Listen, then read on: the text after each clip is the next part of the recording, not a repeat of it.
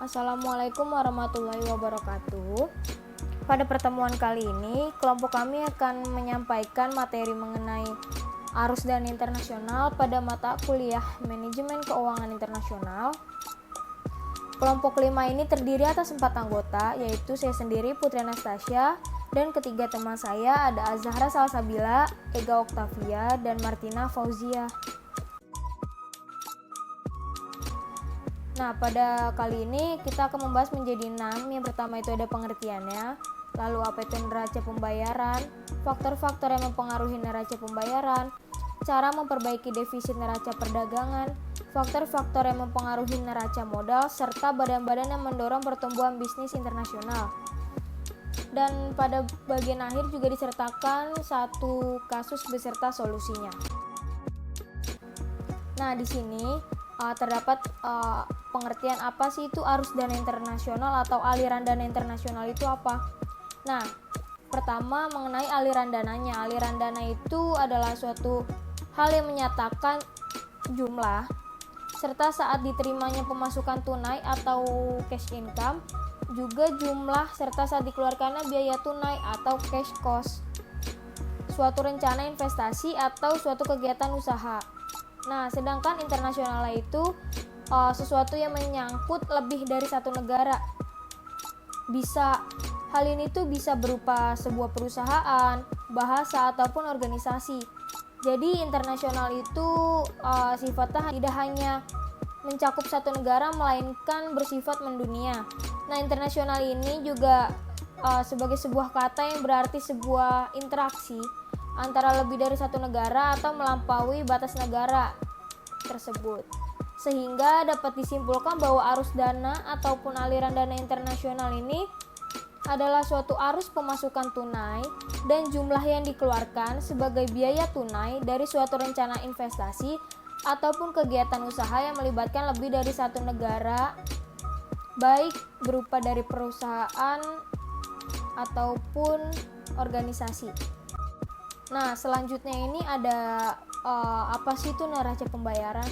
Nah, neraca pembayaran atau balance of payments merupakan ringkasan transaksi pada satu negara tertentu antara warga negara domestik atau warga yang ada di negara tersebut dengan warga asing pada periode tertentu. Nah, neraca ini menggambarkan akuntansi dari transaksi internasional suatu negara pada satu periode tertentu yang biasanya jangka waktunya itu selama 1 kuartal ataupun 1 tahun.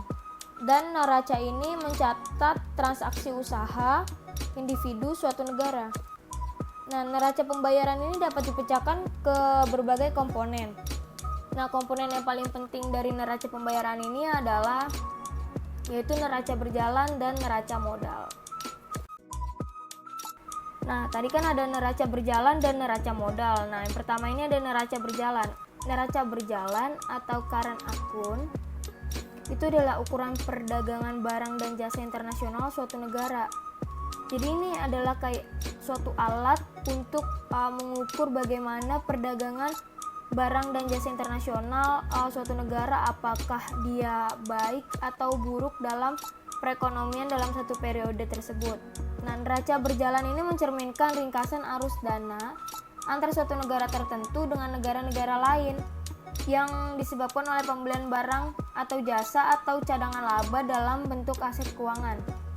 Jadi, neraca berjalan ini merupakan ringkasan arus dana hasil interaksi antara negara warga domestik dengan warga asing yang berupa pembelian barang atau jasa atau cadangan laba dalam bentuk aset. Jadi ini juga bisa mencerminkan bentuk ekspor impor.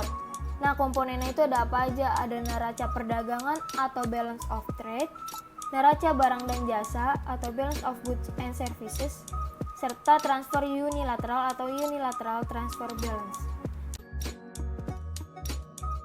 Selanjutnya ada faktor yang mempengaruhi neraca berjalan. Neraca berjalan dari sebuah negara dapat secara signifikan mempengaruhi perekonomian dari negara tersebut.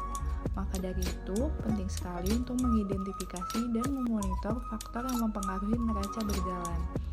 Faktor-faktor yang paling berpengaruh terhadap neraca berjalan ada 5. Yang inflasi. Jika laju inflasi sebuah negara meningkat relatif terhadap inflasi negara mitra dagangnya, maka neraca berjalannya akan menurun.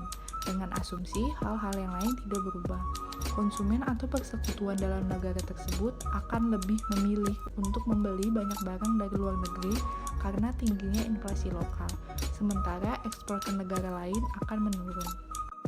Yang kedua, ada pendapatan nasional. Jika tingkat pendapatan nasional dari sebuah negara meningkat dengan presentasi yang relatif lebih tinggi dibandingkan negara lain, maka neraca berjalannya akan menurun. Jika pendapatan real atau pendapatan yang sudah disesuaikan dengan inflasi meningkat, konsumsi barang akan meningkat. Sebagai peningkatan konsumsi ini akan diwujudkan dalam pembelian produk-produk impor. Yang ketiga, ada restriksi pemerintah. Restriksi pemerintah ini artinya pembatasan yang ditetapkan oleh pemerintah. Contoh dari restriksi ini ada beberapa. Yang pertama itu ada tarif. Tarif itu artinya pajak yang dikenakan oleh pemerintah atas barang-barang impor. Yang kedua ada kuota. Kuota itu artinya batas maksimum yang dikenakan pemerintah atas barang yang dibolehkan untuk diimpor ke dalam suatu negara. Yang terakhir ada dumping, yaitu penjualan produk-produk di luar negeri dengan harga yang sangat rendah. Yang keempat ada nilai tukar kurs valuta. Valuta tiap negara dinilai dari perspektif valuta lain memakai konsep nilai tukar kurs. Hal ini dilakukan agar valuta-valuta dapat saling mempertukarkan demi mempermudah transaksi internasional. Nilai dari sebagian besar valuta berfluktuasi sepanjang waktu karena pengaruh pasar dari pemerintah. Jika nilai valuta sebuah negara mulai naik relatif terhadap valuta negara lain, maka saldo neraca berjalannya akan menurun. Produk-produk yang diekspor oleh negara tersebut akan menjadi lebih mahal bagi negara pengimpor. Konsekuensinya, permintaan atas produk tersebut akan menurun. Faktor terakhir yang mempengaruhi neraca berjalan adalah adanya interaksi antar faktor. Karena faktor-faktor yang mempengaruhi neraca perdagangan saling berinteraksi, maka dampak simultan yang ditimbulkan oleh mereka atas neraca perdagangan sangatlah kompleks. Contohnya itu seperti inflasi Amerika Serikat yang tinggi mengurangi neraca berjalan. Inflasi tersebut juga menekan nilai dolar untuk turun. Karena dolar yang lemah dapat memperbaiki neraca berjalan, maka sebagian dampak inflasi atas neraca berjalan akan ditutupi oleh dampak dari melemahnya dolar. Selanjutnya ada cara memperbaiki defisit neraca perdagangan. Setiap kebijakan yang akan meningkatkan permintaan luar negeri atas roda produk domestik akan memperbaiki posisi dari neraca perdagangan. Permintaan luar negeri bisa meningkat jika harga ekspor menjadi lebih menarik. Hal ini bisa terjadi jika inflasi dalam luar negeri relatif lebih rendah atau ada dalam nilai valuta. Permintaan luar negeri juga bisa meningkat jika harga ekspor menjadi lebih menarik. Hal ini bisa terjadi jika inflasi dalam luar negeri relatif lebih rendah atau nilai valuta mengalami depresiasi. Sehingga hal tersebut membuat harga impor menjadi lebih rendah atas perspektif dari negara lain. Yang kedua, ada kurs mengambang atau floating exchange rate bisa mengoreksi ketidakseimbangan perdagangan internasional. Yang kedua ada neraca modal. Neraca modal atau capital account merupakan ringkasan arus dana yang berasal dari penjualan aset antara satu negara tertentu dengan negara-negara lain selama satu periode tertentu. Neraca modal ini mencerminkan adanya perubahan-perubahan dalam kepemilikan aset baik dalam jangka pendek ataupun jangka panjang. Arus modal dipengaruhi oleh adanya perubahan-perubahan dalam regulasi. Nah, neraca modal ini ada berbagai komponen. Komponen yang pertama itu ada investasi modal asli langsung, yang kedua ada investasi portofolio, yang ketiga ada investasi modal lain, dan yang keempat ada transaksi utang piutang. Transaksi utang piutang ini bisa yang berjangka waktu panjang atau transaksi piutang yang berjangka waktu pendek juga. Selanjutnya ada faktor yang mempengaruhi neraca modal. Neraca modal ini biasanya dipengaruhi oleh beberapa faktor yang berasal dari wewenang pemerintah. Yang pertama itu misalnya pemerintah mengenakan pajak khusus atas laba yang diterima investor-investor lokal dari investasi luar negeri.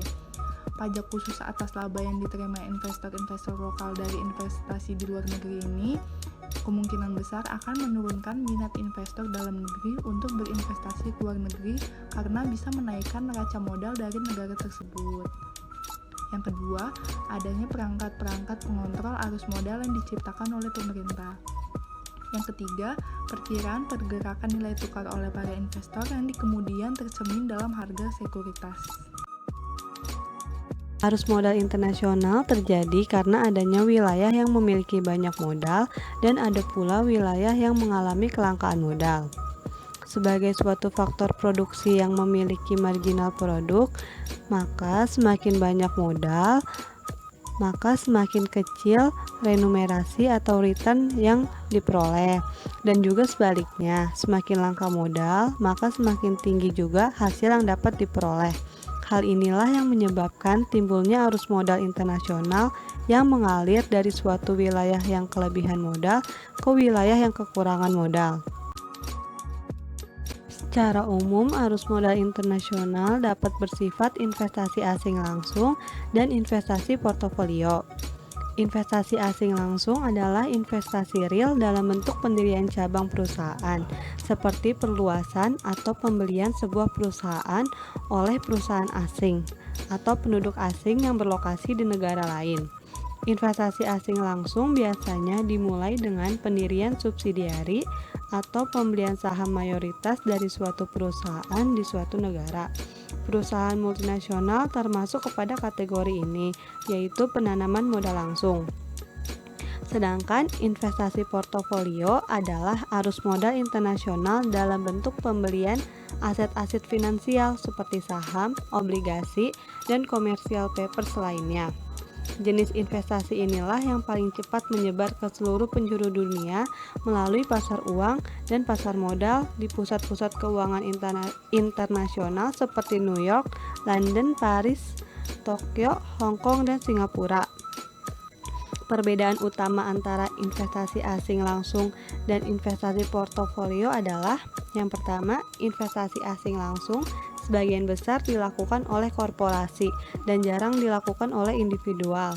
Yang kedua, investasi portofolio pengelolaannya dapat dilakukan oleh manajer-manajer setempat, sedangkan investasi asing langsung pengelolaannya sepenuhnya ada di tangan perusahaan induk. Badan-badan yang mendorong pertumbuhan bisnis internasional. Yang pertama ada Dana Moneter Internasional atau IMF. IMF dibentuk pada tahun 1944. Alasan dibentuknya IMF yang bergerak sebagai bentuk kerjasama berbagai negara adalah untuk menjangkau kepentingan umum semua negara dalam penerapan sistem moneter internasional, seperti mempererat kerjasama moneter global, memperkuat kestabilan keuangan, mendorong perdagangan internasional, memperluas lapangan pekerjaan sekaligus pertumbuhan ekonomi berkelanjutan, dan mengentaskan kemiskinan di seluruh dunia. Yang kedua ada World Bank atau Bank Dunia. International Bank for Reconstruction and Development atau IBRD, disebut juga Bank Dunia, dibentuk pada tahun 1944. Tujuan utamanya adalah memberikan pinjaman kepada negara-negara yang membutuhkan demi kelangsungan pembangunan ekonomi. Sumber dana utama diperoleh dari penjualan obligasi dan instrumen utang lainnya kepada investor dan pemerintah. Lembaga ini juga bertujuan untuk mencari keuntungan. Karena itu, pinjaman yang diberikan bukan berupa subsidi, tetapi dikenai biaya beban bunga sebesar bunga yang berlaku di pasar. Ketiga, ada WTO atau World Trade Organization atau dikenal juga sebagai Organisasi Perdagangan Dunia, yang merupakan organisasi internasional global yang dirancang untuk menetapkan dan membantu menjalankan peraturan perdagangan antar negara. WTO ini dibentuk pada tahun 1995. Prinsip dari pembentukan WTO ini untuk mengupayakan keterbukaan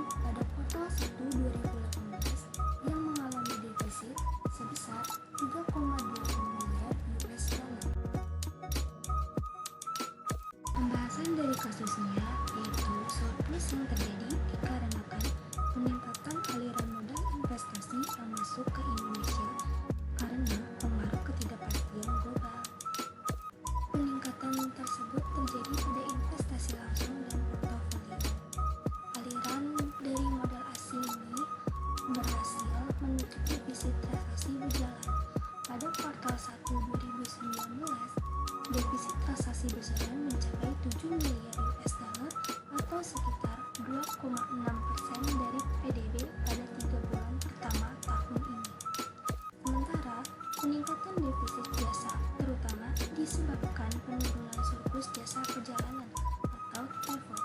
Hal ini dipengaruhi penurunan jumlah kunjungan wisatawan mancanegara dikarenakan faktor musiman.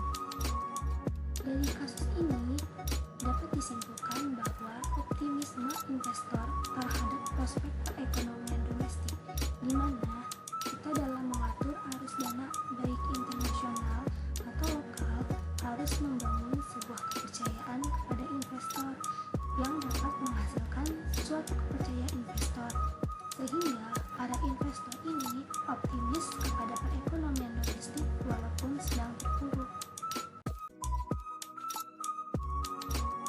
Sekian